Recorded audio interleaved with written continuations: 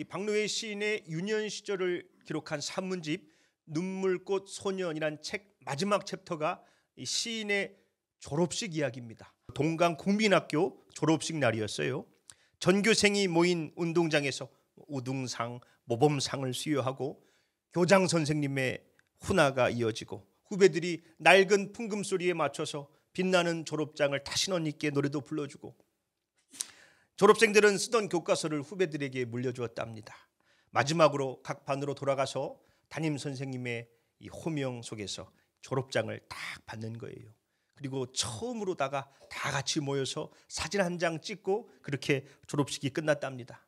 성적이 좋은 아이들은 큰 도시로 진학을 가고 중학교도 가지 못하는 많은 아이들은 처음이자 마지막인 이 학교를 뒤로하고 흩날리는 쌀락눈처럼 웅크리고는 헤어졌대요. 어린 시인의 졸업장도 빛나는 졸업장 같지 않았답니다. 물론 학교는 그 의도와는 다르게 자기에게 많은 것들을 선물했대요. 우리 동네만이 아니라 다른 동네 아이들과도 친구가 될 수 있고 또 학교에서 억울한 일 당할 때 함께 있을 때 다 이겨낼 수 있었대요. 졸업식이 끝난 교정에 어린 시인 혼자 남았습니다. 뭐 죽은 아버지가 올 리도 없고 먼 타지로 일 나가신 어머니도 함께 하지 않고 아무도 축하해 주지 않는 거예요. 인생의 첫 졸업식 날 괜시리 찡해져 가지고 혼자 학교를 터벅터벅 걸었답니다. 그때 누가 불러요. 여기 있었냐? 한참 찾았다야. 짝꿍 광선이었습니다. 젖먹이 때 아버지가 돌아가시고 어머니는 집을 나가서 얼굴도 모르고 허리가 구부러진 할머니와 힘들게 사는 친구였습니다. 덩치는 다른 아이들보다 훌쩍 큰데 말투도 적고 웃지도 않고 냄새도 나고 털 공부는 꼴찌여서 친구들이 멀리하던 녀석이었어요. 그런데 손재주가 좋아가지고 나무로 이 필통도 만들어서 자기에게 슬쩍 건네주고 가기도 했답니다. 날이 참네. 뭔 눈이다냐. 둘은 쌀락눈을 걷다가 이 팽나무 아래에 앉았답니다. 이 산문집의 특징 중 하나가 전라남도 사투리를 그대로 다 적어놨어요. 제가 나름 전국 구연동화대회 금상 수상자가 아닙니까? 나름 잘 살려서 한번 읽어보겠습니다. 그 무엇이냐. 인자 평인 니는 벌교 중학교로 유학 떠나고 나는 중학교를 못 가니께 나대로 길을 떠나고 우리가 또 언제 만날지 이대로 못 볼는지 누가 알겠냐. 그러니까 나가 마음에 담아둔 말이 있는데 말이요.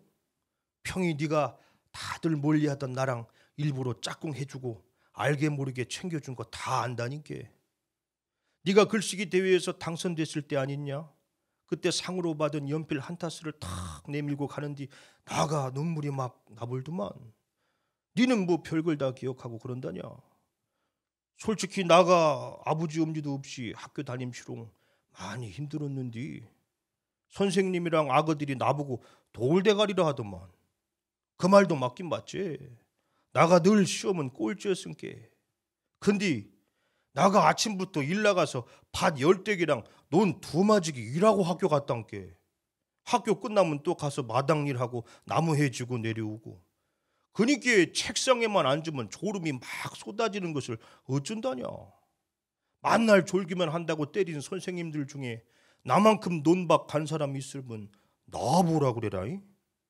나가 암만 꼴찌라도 한 번은 이런 말을 꼭 하고 싶었단께. 뭔디? 선생님 1등 하는 아그도 힘들겠지만요 꼴찌 해주기도 얼마나 힘든디요. 만날 우리가 박수 쳐줬으니까 한 번쯤은 잘 나가는 아그들이 우리한테 박수 쳐줌시롱. 친구들 고맙습니다. 덕분에 1등 했습니다. 이런 말 한번 들어보고 싶다니까요. 뭐 결국 속으로만 하고 입 밖으로는 못 꺼냈지. 장하다. 그동안 못 받은 박수 나가다 접을란다. 그러고는 그냥 손에 불이 나게 박수를 쳐주고 등을 두드려줬답니다. 나가 시험 꼴찌라도 다 꼴찌는 아니지. 꿀벌 치는 건 나가 박사 아니냐. 산에 나물이랑 버섯이랑 열매들이 어디 있는지도 제일로 잘 알고 공부 빼고는 손 쓰는 일이며 힘 쓰는 일이며 못하는 게 없으니까 동네 사람들이 뭐 닭장 줘달라 외양간 고쳐달라 만날 불러쌌지. 암만 네가 잘하는 건 내가 잘 알지. 네가 만들어준 필통 여적개까지 잘 쓰고 있다니까. 그런데 광선아, 니는 소망이 뭐다냐? 나가 말이여 몇 번이고 학교 때려 쳐불라 안 했냐? 근데 월사금 못 내서 손바닥 맞은 날 학교 빼먹고 강가에 앉아 울다가 터덜터덜 걸어가는디 울 할머니가 통구박까지 지팡이 짚고 나와서 학교 잘 댕겨왔냐 함시롱 이 왼수 같은 손주를 기다리고 있더라고. 그래서 나가 국민학교는 졸업하자고 마음을 먹었지. 울 할머니도 얼마나 짠하냐. 젊은 날 서방님 여의고 자기 손으로 아들 묻고 혼자 나를 키움시롱. 나가 인자 목수일 한번 해보려고 돈 모아서 울 할머니 만난 것도 사드리고 고운 옷 입혀드리는 게 소원이제. 그러고는 그 큰 덩치로 꺼이 들썩이며 울어요. 어린 시인도 자꾸만 속이 뜨거워져가지고 말없이 눈발만 바라봤답니다. 한참을 그러다 머쓱해서 씩 웃었어요. 그래도 나가 귀엽고 오늘 동강국민학교를 졸업해 부렀다. 자, 여기 내 이름 박힌 졸업장 한번 봐봐라. 이것이 내 처음이자 마지막 졸업장 아니겠냐? 내가 이걸 해버렸어. 이 말이요. 고맙다 기평아. 나가 크면 나처럼 안 된 사람들, 나같이 운 없고 속 아픈 사람들 곁에 짝꿍으로 앉아줄 거요. 평이 네가 내 짝꿍 해준 그 맹키로. 둘은 시린 손을 불며 일어나 교문을 나섰습니다. 이 졸업식 대목을 맞아 학교 앞 딱 하나뿐인 중국집 굴뚝에는 하얀 연기가 피어오르고 텅텅 면치는 소리가 길가까지 들리더래요. 좀 사는 집 아그들은 가게 문 열고 나가면서 살가운 인사를 건네는데 그 아이 인사보다 그 아이 입술에 묻은 그 짜장면 냄새가 미치게 속을 끌어당겨요. 국민학교 졸업장이 광선이에게는 아마 처음이자 마지막일 텐데 이런 날, 이 쓸쓸한 작별의 날 광선이에게 짜장면을 곱빼기로 사주고 싶은데 그럴 수 있다면 참 좋겠는데 어린 시인은 침을 꿀꺽 삼키고는 광선이 손을 붙잡고 빠른 걸음으로 중국집을 지나쳤답니다. 그리고 장터국밥집 앞에 광선이에게 너 잠깐 여기 서 있으라잉. 그러고는 유리문을 힘차게 열고 들어갔어요. 둥근 드럼통 식탁에 둘러앉은 왁자한 손님을 지나 주인 아주머니 앞에 섰습니다. 안녕하십니까. 나가 오늘 졸업을 했는데 시방 돈이 조금 모자라요. 중학교 첫 방학 때까지 꼭 갚을 테니 국밥 2그릇만 주시오. 오늘 꼭 밥 한 끼 사야 할 동무가 있어서 앞뒤 없이 안 이뤄요. 나요? 약속 꼭 지키는 남자요. 이 국밥을 말다 말고 느닷없이 모시단가. 주인 아주머니가 빤히 보면서 웃어요. 아이고 오늘이 국민학교 졸업식이라 이거지? 그랑께 그냥 딱 밥을 내주시라 이 말이지. 참 낯이 있긴 한디 부모님은 졸업식 안 오셨는가? 부모님 한자가 어떻게 되는가? 부모님 이름은 팔아먹지 않을라요. 내 신용으로 나가 꼭 갚을 테니까 믿어주시오. 가진 게 꿈과 앞날밖에 더 있겠소. 오메 배포 좀 보소. 커서 거시기한 힘을 대불건네. 앞치마에 손을 닦더니 이 시인을 한번 바라보고 창밖을 한번 바라보고 다시 시인을 바라보더니 시원스럽게 질리는 거예요. 여기 창가에 앉으소 새 청년. 시인은 자기도 어디서 이런 용기인지 객기인지가 나왔는지 모르겠답니다. 원래 이런 건 참 숙맥인데 후끈거리는 낯빛을 감추고 주인 아주머니께 인사를 드리고 광선이를 불렀어요. 자리에 앉아 설설 끓는 국밥 2그릇이 나왔습니다. 후후 불며 정신없이 비웠죠. 바쁘게 오가던 주인장은 흐뭇한 눈으로 보더니 국밥을 2그릇 새로 내왔어요. 아이고 안 되겠구만. 자고 나면 죽순같이 자랄 때라 외상값 받으려면 잘 먹여야겠구만. 식사를 마치고 광선이에게 나가 있으라고 한 뒤에 아주머니께 갔습니다. 갔다 보통 사이가 아닌갑네. 보기 좋네. 인생에 좋은 친구랑 같이 가면 눈보라길도 꽃길 아니겠는가. 중학교 가서 공부 잘하고 종종 들려주소. 시인은 감사를 표현하고 꼭 첫 방학 때 갚겠다고 재차 약속을 하고는 가게를 나섰습니다. 둘은 이 싸락싸락 눈길을 걸어갔어요. 이제 광선이는 어떤 날을 걷게 될까? 우리는 또 언제 만나게 될까? 그런 생각을 하다 보니까 갈림길 앞에 딱 섰습니다. 이제 광선이는 이쪽, 자기는 저쪽으로 가야 됩니다. 고맙다 내 유일한 짝꿍. 광선이가 인사를 건네는데 한참을 쳐다봤어요. 사실 시인도 광선이랑 짝꿍을 한 건 좋아서 한 게 아니었대요. 다들 냄새나는 옷을 입고 다니면서 꼴찌만 하는 광선이랑 짝꿍하기 싫어했지요. 자기도 뭐 예쁜 여자애랑 공부 잘하는 애랑 빛이 나는 애랑 짝꿍하고 싶었지요. 아무도 안고 싶어 하지 않는 광선이랑 짝꿍했던 것은 솔직히 자기 마음 편하기 위해서답니다. 맨날 구석자리에 앉아있는 광선이를 볼 때면 마음이 그렇게 불편했대요.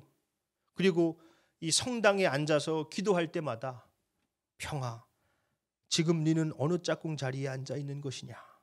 나는 여구 고아와 병자들과 굶주린 자들 곁에 짝꿍으로 앉아있는디 평이 너는 누구 곁에 앉아있느냐? 그런 소리가 자꾸 울려와서 너무 괴로웠답니다. 광선이에게 차마 그 말은 하지 못했지요.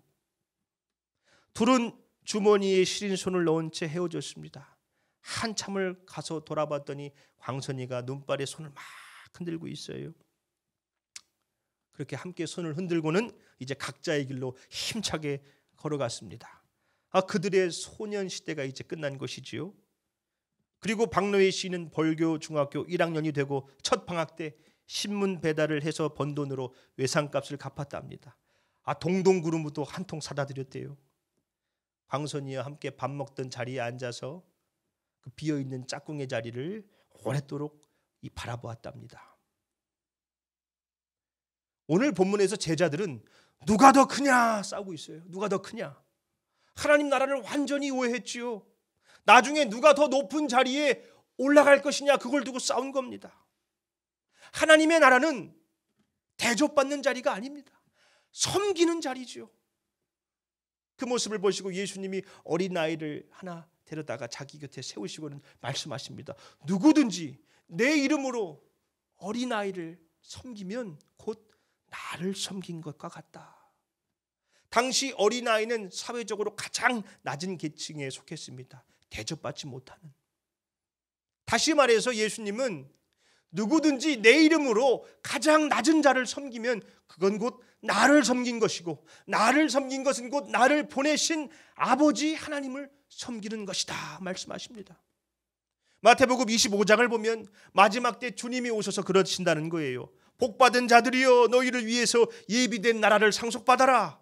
내가 줄일 때 너희가 먹을 것을 주었고 내가 헐벗었을 때 너희들이 옷을 입혀줬고 병들었을 때 돌봐주지 않았느냐.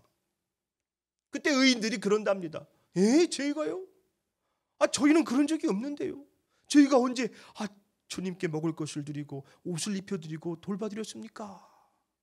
그때 주님이 이렇게 말씀하신답니다. 마태복음 25장 40절 말씀 함께 읽습니다. 임금이 대답하여 이르시되 내가 진실로 너희에게 이르노니 너희가 여기 내 형제 중에 지극히 작은 자 하나에게 한 것이 곧 내게 한 것이니라 하시고, 지극히 작은 자 그 한 사람에게 한 것이 곧 예수님께 한 것과 같다는 것입니다.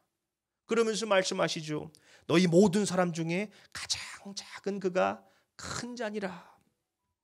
세상에서는 광선이처럼 가난하고 못 배운 사람들은 대접받지 못합니다. 오히려 멸시받고 무시받죠. 그래서 더 높은 자리에 올라가겠다고 악을 쓰고 살아갑니다. 싸우고 뜯고. 저 서울 대치동에 가면은 초등학교 의대 대비반이 있다지요. 높은 자리에 올라가서 돈 많이 벌고 사회적으로 영향력을 끼치면 큰 사람이라고 생각합니다. 그러나 주님은 정반대로 가장 작은 자가 큰 자라 말씀하시죠. 이게 놀리려고 그러신 겁니까? 아니죠.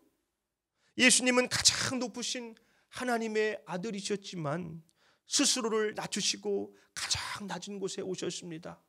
하늘 영광 다 버리시고 인간의 몸을 입고 그 초라하고 더러운 마구간 말구 위에 오셨어요. 당시 가장 천대받던 사람들, 세리와 창녀들, 죄인과 병자들을 섬기고 그들의 친구가 되어주셨죠. 결국 우리의 모든 죄의 짐을 대신 다 지시고 십자가에서 죽으셨습니다.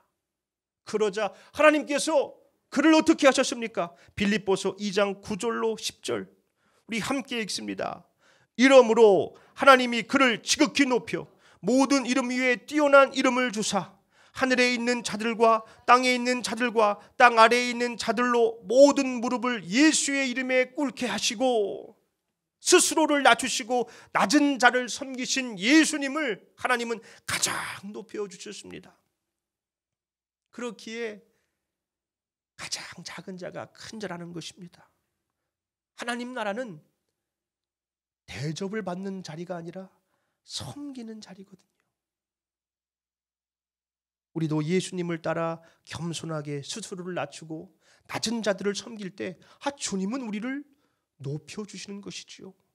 야고보서 4장 10절 말씀 함께 읽습니다. 주 앞에서 낮추라 그리하면 주께서 너희를 높이시리라. 아멘. 우리 행복한 교회가 비록 이 땅에서는 낮아 보일지라도 하나님이 보시기에는 가장 크다고 칭찬받는 교회가 되기를 소망합니다. 예수님을 따라 겸손하게 스스로를 낮추고 낮은 자들을 섬기며 우리를 높여주시는 주님을 경험하는 교회가 되기를 예수님의 이름으로 축원합니다.